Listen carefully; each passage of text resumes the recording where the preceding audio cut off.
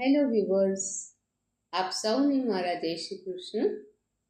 આજે ફરીથી આપ સૌ સમક્ષ એક સુંદર રસાનુભવ સાથે હાજર છું. શરૂઆત કરીએ શ્રી હરિની પ્રાર્થનાથી.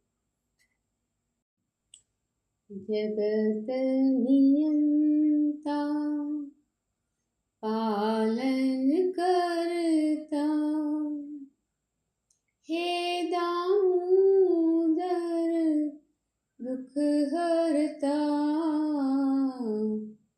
હે જગદીશ્વર હે પરમેશ્વર હે માધવ તમે સુખ કરતા જગત નિયંતા.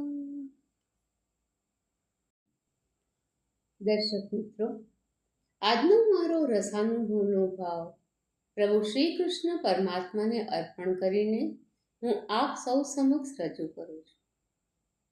બાળ કનૈયાની લીલાઓ અનેરી છે.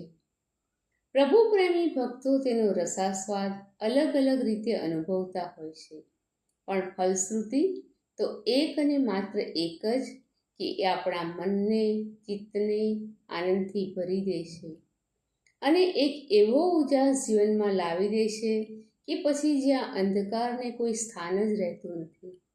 તો ચાલો આપણે પ્રભુના ગુણગાન ગાતા ગાતા એક એવા રસાનુભવને માણીએ. સાંજનો સમય છે.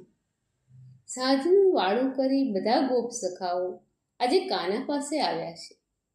સૌ ભેગા મળી અલક મલકની વાતો કરે છે. વાતમાં એક સખાએ કહ્યું, કાના, કાલે તો યશોદામાં સાથે મળીને બધી ગોપીઓ તને સ્નાન કરાવવા માટે ભેગી થવાની છે. અને લાલા, મારી માં એવું કહેતી હતી કે આ આપણો કનૈયો જરા શ્યામ છે ને, એટલે હું તો એને લગાડવાના ઉપટનમાં થોડી હળદર વધારે ભેળવીશ. કનૈયાએ વાત સાંભળી અને મનમાં વિચાર્યું કે આ ગોપી મને કાળો કહે છે, હવે હું એની બરાબર મજા કરું. સૌ સખા ઘરે ગયા. માં લાલાને પોઢાડવા માટે બોલાવવા લાગી. લાલાએ નાટક શરૂ કર્યું. કહે છે, માં, તું મને જરા કાજળનું ટપકું કરી આપ ને.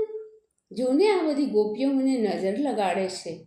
માં હસી પડી અને કાજળની ડબ્બી લાવી કાનાને ટપકું કરી આપ્યું.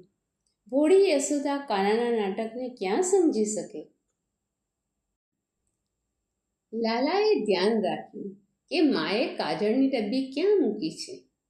સૌ સૂઈ ગયા એટલે લાલો ધીમેથી ઉઠ્યો, લીધું કાજળ અને ઉપડ્યો એ ગોપીના ઘરે.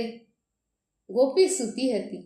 એને કંઈ ખબર ના પડે એમ એના મુખ પર કાજળ લગાવી એનો ચહેરો બિહામણો બનાવી દીધો અને ચૂપચાપ આવી ગયો ઘરે અને પાછો સૂઈ ગયો. સવાર પડી. પેલી ગોપીના ઘરના બધા જાગી ગયા અને ગોપીનો ચહેરો જોઈ હસવા લાગ્યા. પણ એનો દીકરો બરાબર સમજી ગયો કે આ તો અમારા કનૈયાનું જ કામ છે. આવો છે આપણો નટખટ, તોફાની, પણ સૌને વાલો લાગે એવો કનૈયો. દર્શક મિત્રો, આપ સૌને મારા જય શ્રી કૃષ્ણ. ફરીથી મળીએ કોઈ નવી વાત, કોઈ નવી રચના સાથે.